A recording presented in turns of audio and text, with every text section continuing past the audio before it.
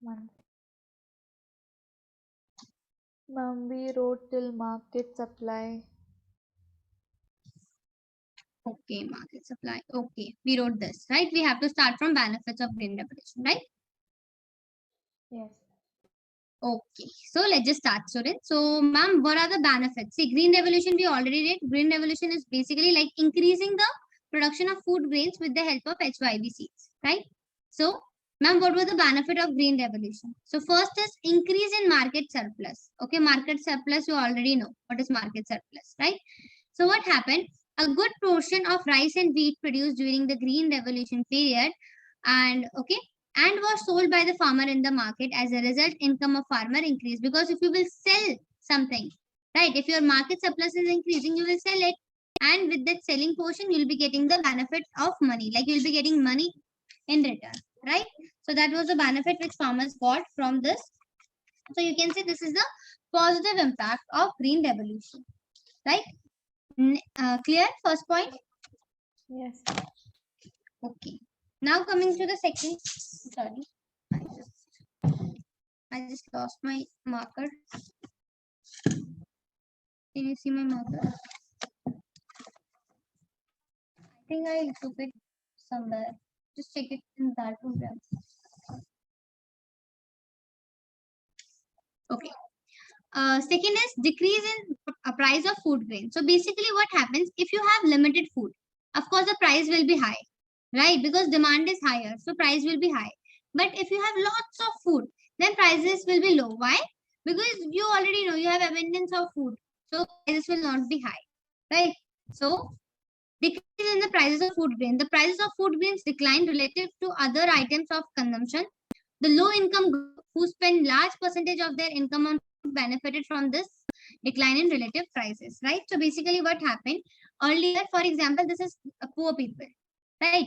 They are getting 100 rupees for their income. So earlier they were spending 80 rupees on food grains only, because food is necessity, right? Without food you cannot survive. So they were out of 100, they were using their money 80 rupees on just for food grain, purchasing of food grains. But now as the prices were low, so now they just only need to spend 50 to 60 rupees, right?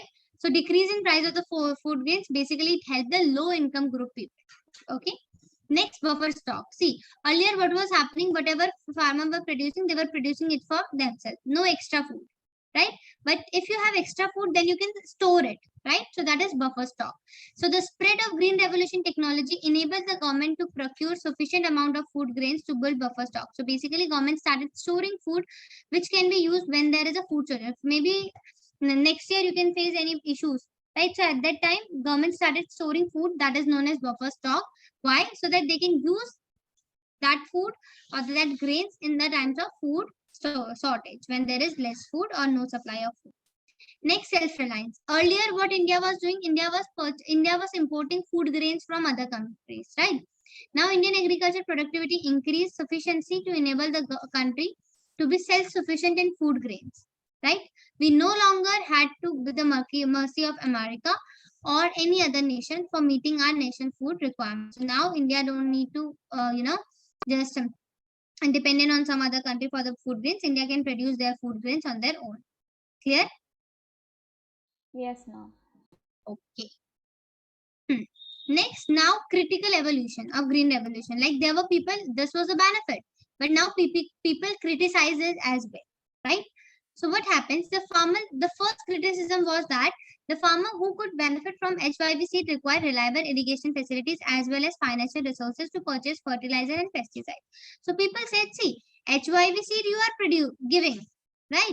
But just to grow crops, you need seeds, you need fertilizers, you need pesticides, you need water. So what about other things? From where farmers will bring this, right? HYV seeds you are producing, but other things are also necessary. So they criticize that farmer who could benefit from HYV seeds require reliable irrigation facilities such as pesticides and fertilizers, which small farmers could not afford, right? Because they are poor, how they will afford it?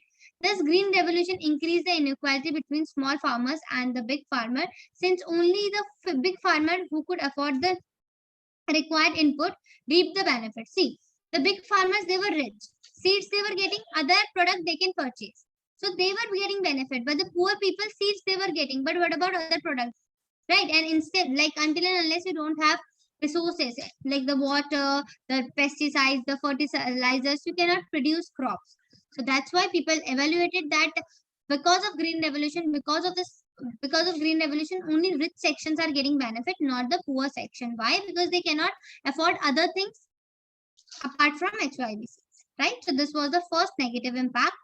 Second, in the first phase of green revolution, mainly between 1960 to 1970, the use of HYV seeds was restricted to the more affluent states. So basically, there were few states like Punjab, Andhra Pradesh, and Tamil Nadu. So they were only using it, right? Like between when it started, like this HIV seeds, only these three states out of 29 states they were using it. But later on, basically, further the use of HIV seeds primarily benefit the wheat growing regions only. So basically, they were using this seeds for wheat production only. And you should know that wheat is only produced in few states. You cannot produce it all over the India, right? There is a particular climate which is required, particular conditions are there. So that's why in the first phase only few out of 29 states, only two or only three or four states were producing grains. Why? Because they were like the seeds which were getting, you were getting only wheat seed. So only the states who can produce wheat, they will be growing wheat. What about the other countries where wheat is not grown?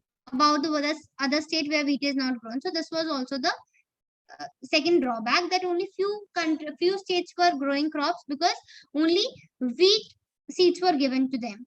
Okay, so if my states I cannot produce wheat, but I can produce sugarcane, for example. So, but nothing is given for sugarcane. So I'll be sitting idle. So that will be affecting my economy, right? The country, the state's economy. So this was also the negative point. Third, the HYV crops were also more prone to attack the pest, and the small farmers who adopted this technology could lose in the pest. So basically, if you are using these HYV seeds, the negative was that these are more prone to attacked by the pests like the insect and all that, and they can destroy. So for small farmers, they were unable to purchase pesticides. So once pests attack their crops, they will destroy it all over, like nothing will be left behind. So that was also the third negative impact. I hope it's clear, the positive and the negative. So green revolution is very, very, very important. Why? Because somewhere they can ask you what is green revolution and what are the positive. Write two positive and two negative. So two positive you already know. You have three negative with you, so you can write any. Clear? Yes. Okay. So first you will write hashtag benefits of green revolution. These four, and then we'll write negative impacts of green revolution, and then slash write critical evaluation. So it's not compulsory they'll give you the negative word only. They can even give you the word critical. Critical means criticizing. Criticizing is basically telling negative about the things. Okay, so write it down.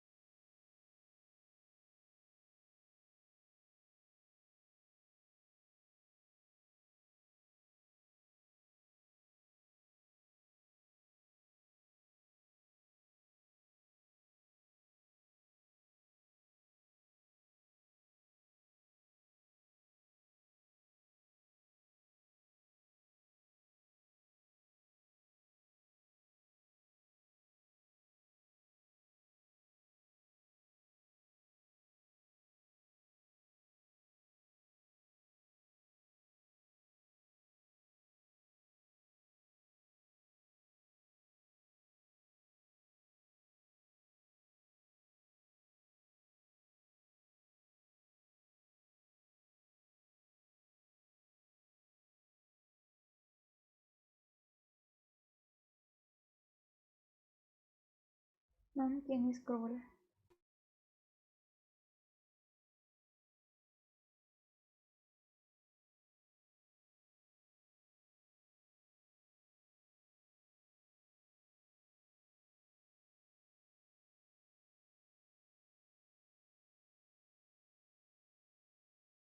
Sana, you are done? Yes, ma'am. This critical one we shouldn't write. Yeah. Hashtag critical evolution, or in bracket write negative impact of green revolution. Okay, ma'am.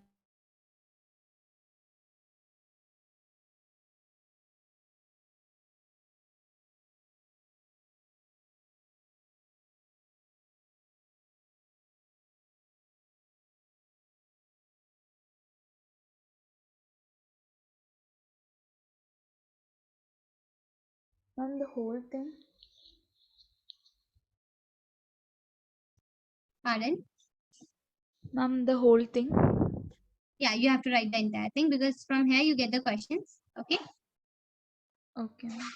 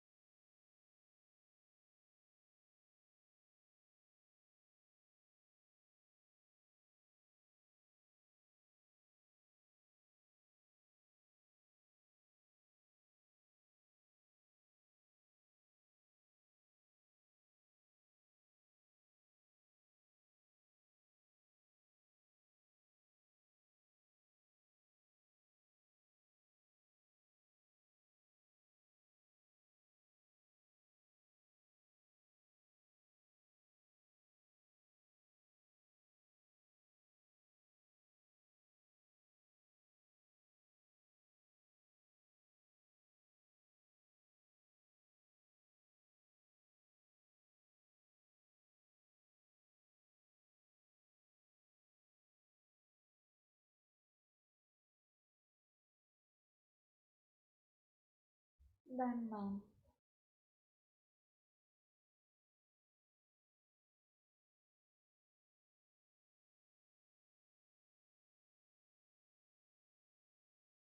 Okay. Halima and Modi, you are done with this? The benefits? Yes, we are in criteria first point. Yeah, ma'am. Okay, okay.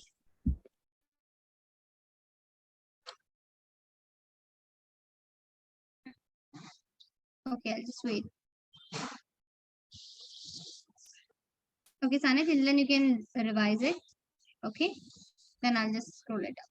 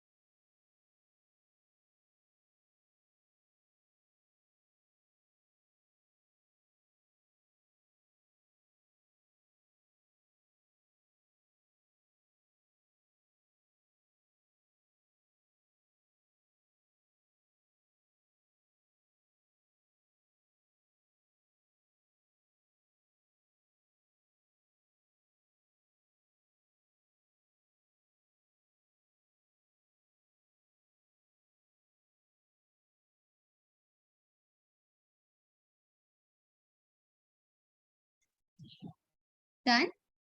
First point.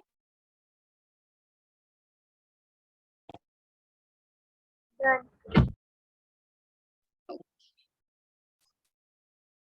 Second, only till here you have to write. Okay, here. And the third one. No need to write this.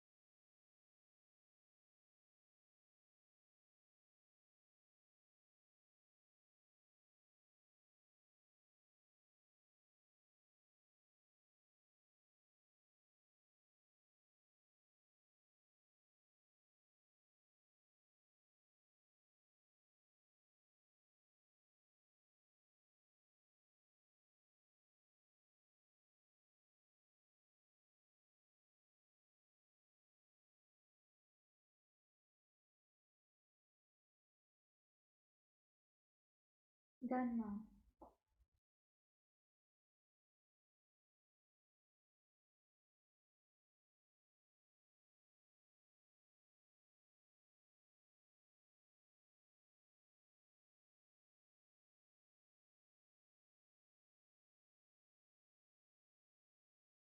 Halima and Madhi, when you are done, let me know. Okay.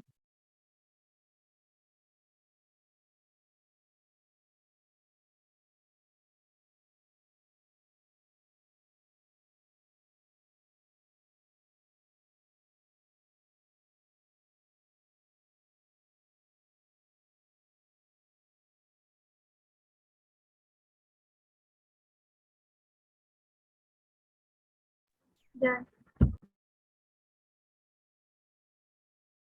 Madhi, done. Yeah, ma'am, done. Now we'll move. See, of course, government implemented all this. So now the next question is role of government in ensuring that green revolution benefits small power as well. See, everybody was criticizing that this is not happening, that was not happening, right? But if government is implementing something, for example, if I am giving you people a test, it's my responsibility to make sure that every one of you is completing the test on time, right? So similarly, if government implemented this green revolution, it should be the responsibility of government. So now the question is, How government ensured that the green revolution benefited small farmers as well? So first, government provided loans at the low interest rate to the small farmers. Now people say that, see, we only don't need seeds, we also need other things, right? So we don't have money. So government provided loans to the people at low interest rate so that they can purchase the product. Okay, this is the first thing. Second, the government also provided subsidized fertilizer so the small farmer could have access to the needed input. So subsidized fertilizer means, for example, if the rate of the fertilizer is 100 rupees, then if government is providing subsidy, it will just for 20 or 30 rupees. So basically decreasing the rate for the poor people, right? So that was second. The government also provided subsidized fertilizer so that small farmer could have access to the needed input. Third, the risk of small farmer being ruined when pests attack their crop was considerably reduced by the service rendered by research institutes established by the government. Now, see, third point was that if pests will attack that, then they'll get nothing. Everything will be destroyed. So what government did? Government basically started the research institution where people can visit and they can get the right treatment for the pest, or they can get the help how they can reduce the pest. So that institutions were basically free of cost where they can visit and they can handle the situation related to pest attack. Clear? Yes, ma'am. Clear? Yes. Okay. So basically what happened? Thus the green revolution would have favored the rich farmers only if government did not play an extensive role in ensuring that the small farmer also gained for the new technology. So what was the role of the government? So you will write hashtag role of government in ensuring that the green revolution benefits small farmers as well. So first, second, third, 3 points you are going to write. This is very important question.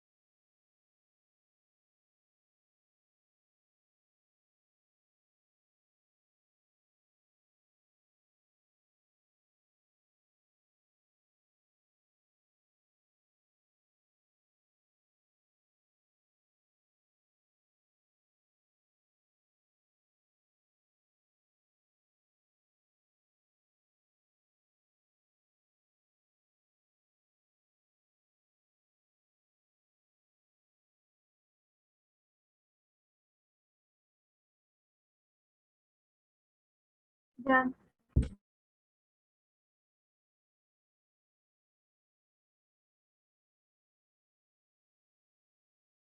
Done, ma'am. Done, ma'am.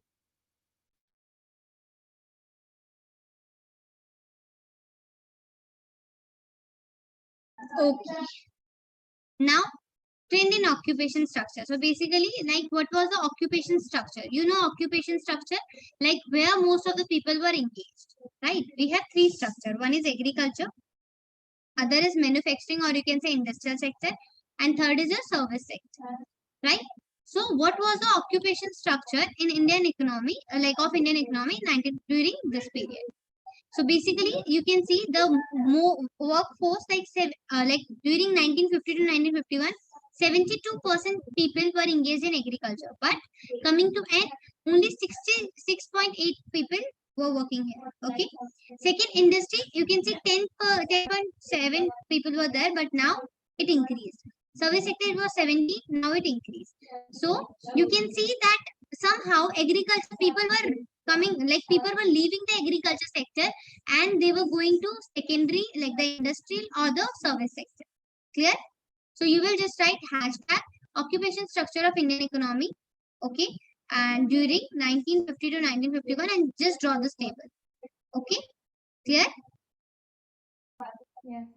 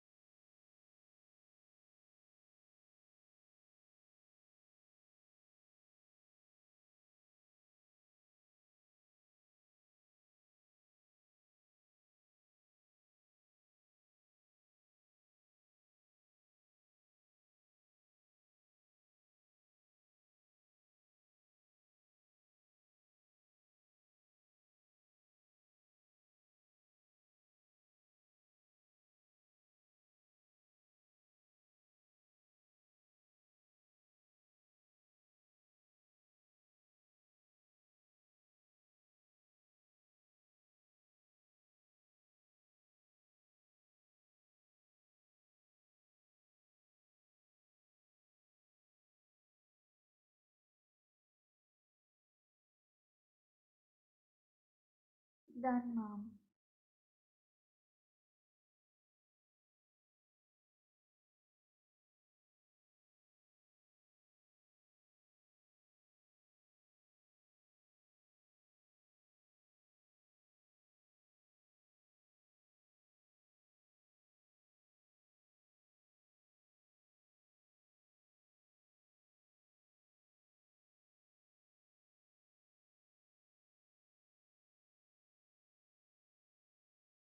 Done.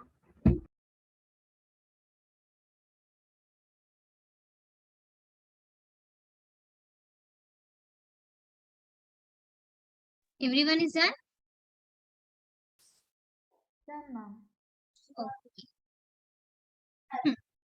Now, see, despite the implementation of Green Revolution, more than 65% of the country population continued to employ in the agriculture sector till 1990 to 91. You can see, right? That over, sorry, where's the graph? Yeah. See, people were there. Okay. So basically, what is happening? You can see Though it was increasing, but still agriculture sector has most of the people. So why? Like instead there was a green revolution, then why all those things? So the reason is, for example, you people are economic students. Okay. If you have two career choice, one you will go to NASA and another is you will become an economist. Okay, this one will be good for you, right? But if I will shift you to this, they will reject you, right? Why they'll reject you? Because you don't have the proper skills, right? So because the reason is that industrial sector and the service sector did not absorb the people working in the agriculture sector. Why? Because they don't have the relevant skills. See, the people who are working in agriculture field, like they know how to grow crop, they know how to do irrigation, but they don't know how to run a machine.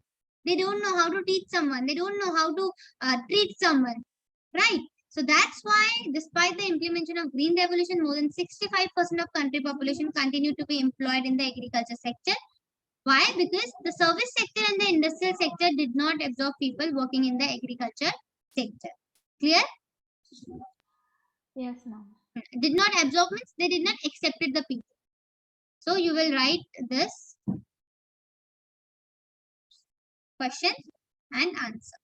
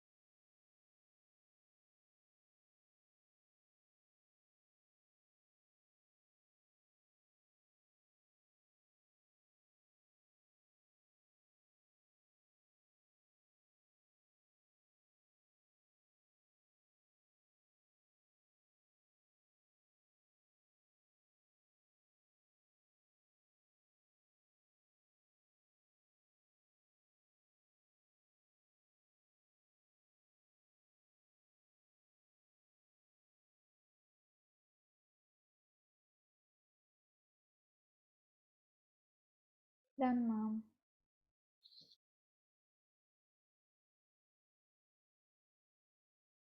Done.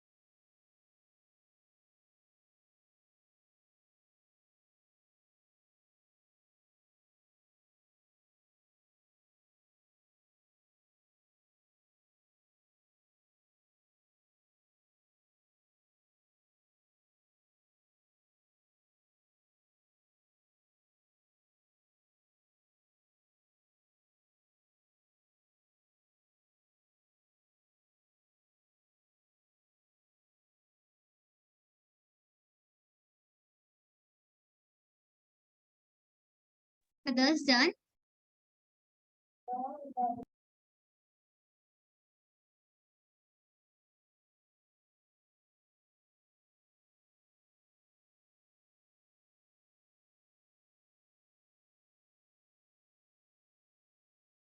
Others done or not?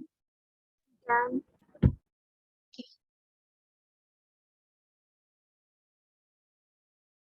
Now, see, subsidies, I already told you what is subsidies. What are subsidies, right? For example, if the product price is 100 rupees and government is giving that product for 80 rupees or 60 rupees or 50 rupees, that is subsidies, okay? So there were debate.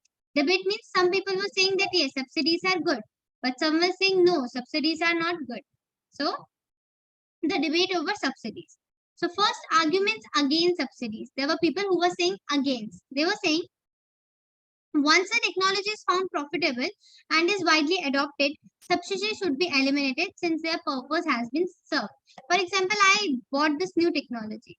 Okay, of course, whenever the new technology is being bought, it is highly priced, right? So what was happening? Rich people, they purchased it, but poor people were unable to purchase it, right? They want to test it whether this technology is good or not.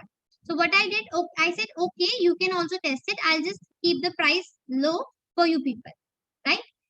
So this is how they were using the technology, right? So for just the testing that whether this technology is good or not.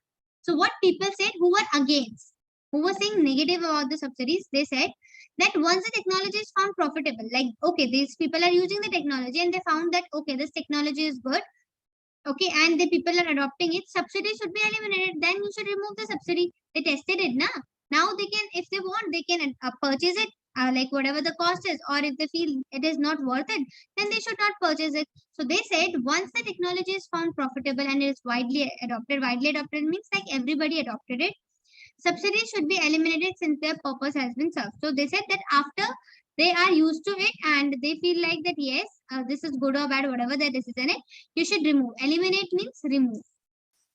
Okay, we say now that you are eliminated means you are removed from the game. Okay, so eliminated since their purpose has been served. Second, subsidies are meant to benefit the farmers, but the substantial amount means subsidized rate of the fertilizer subsidy also benefit the fertilizer industry. Now, ma'am, what is this? They told like the people who were against subsidies, they gave another reason. They said that see, for example, just listen to this very carefully. This is a fertilizer shop. Okay, this is a person. He has 1, 2, 3, 4 fertilizers. Okay, so like its cost is 100 rupees each. Okay, so earlier only two people were coming, rich people were coming, so he was only selling 2 fertilizers, right? But now government gave subsidies, so now 2 more people will come, right? Because government will be paying to this person 100 rupees, but these people will be giving like taking this or like you know uh, purchasing the product at lower price. 80 rupees they'll be purchasing and rest 20 rupees government will be giving to this fertilizer. So what is happening? See, earlier his only 2 products were being sold, but now his all the products are being sold. So what is happening? Ultimately, it is not helping the poor people, but it is helping the fertilizer companies who are selling the fertilizer, because at the end they are getting all the benefit, right? So they the people who were against the subsidies, they said the subsidies are meant to benefit the farmer, but the substantial amount of fertilizer subsidy also benefit the fertilizer industry. Clear this point? This point is Yes, clear? ma'am. Okay. Okay, next third point which they said that among farmers, the subsidy largely benefit the farmer in the prosperous region. So there is no case of continuing with the fertilizer subsidies. It does not benefit the target group. So what they said that only rich people are being benefited from this, not the poor people. So therefore, you should remove the subsidies because it is not helping the target group. You are in like you are bringing the subsidy for the poor people, the target group, but after all, only rich people are getting the benefit, not the poor people. Okay. And next is it is huge burden of the government funds. And then they said at final that the subsidies are playing a role in like in putting burden on government finance. So for example, if government need to spend 100 rupees, but because of the subsidies, government need to spend 150 rupees. So this is a burden. Clear, students? Yes, ma'am. Okay, so you will write the debate over subsidies, then you will write hashtag arguments against subsidies, these 3 points. I can understand writing notes, it's a tough task, but we need to work hard. This is the last topic I'm covering. Arguments we'll be doing in next class. Okay, you can write it Yes. down.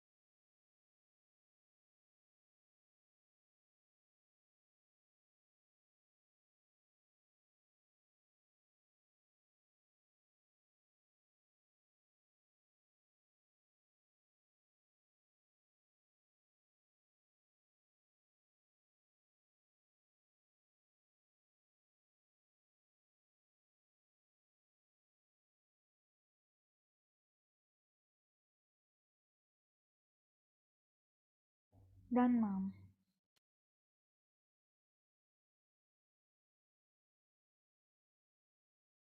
Okay, others done.